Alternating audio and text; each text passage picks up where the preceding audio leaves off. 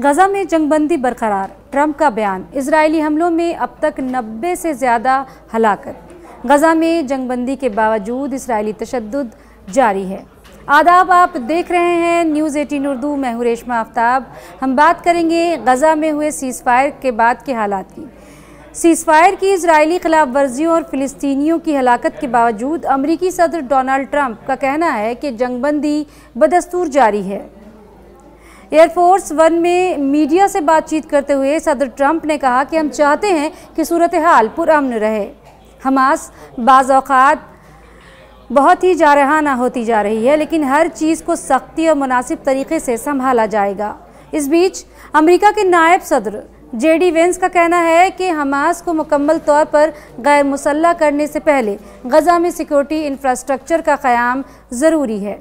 Veins ने मज़ीद कहा कि खलीजी अरब ममालिक को गजा में अमन व अमान बरकरार रखने के लिए बैनुल-अक़वामी अफ़वाज भेजनी चाहिए। इजराइल इतवार के हमले के बाद इजराइल ने जंगबंदी पर दोबारा अमल दरामद शुरू करने की बात कही है। ख्याल रहे कि इजराइल ने हमास के मुबैना ठिकानों पर रॉकेट हमले किए। इन हमलों के नतीजे में 44 फ़िलिस्तीनी जाँ बहक और मुतअद्दिद ज़ख्मी हो गए।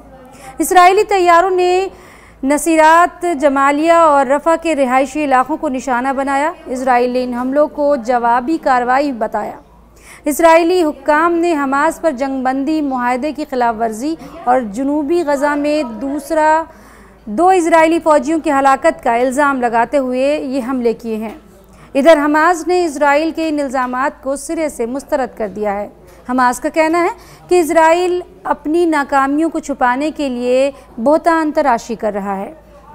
खबरों के मुताबिक गजा में जंगबंदी के पर अमल दरामद के बाद से अब तक इजराइल ने कम से कम 80 बार सीज़ फायर की खिलाफ वर्जी की है। गजा गवर्नमेंट मीडिया ऑफिस के मुताबिक इन खिलाफ वर्जियों के नतीजे में 97 फ़िलिस्तीनी जाँ बहक जबकि 230 दिगर ज़ख्मी हो गए हैं। इजरायली फ़ौज ने बीती शब एक बयान जारी किया है जिसमें इसने सियासी इजाज़त मिलने के बाद जंगबंदी के नफाज का अमल दोबारा शुरू कर दिया है। फ़ौज ने यह भी कहा है कि जंगबंदी की किसी भी खिलाफ वर्जी का सख्ती से जवाब दिया जाएगा। इधर हमास ने 2 इजरायली फ़ौजियों की हलाकत की जिम्मेदारी कबूल करने से इनकार कर दिया है।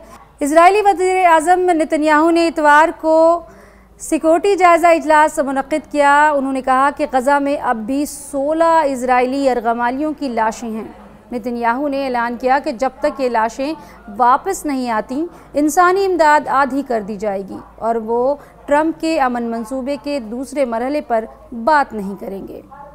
आपको क्या लगता है कि क्या ये अमन मुआहदा भी दूसरे अमन मुआहदों जैसा ही साबित होगा और इजराइल और हमास आपस में तकरार जारी रखेंगे और झड़पें होती रहेंगी, लोगों की जानें जाती रहेंगी?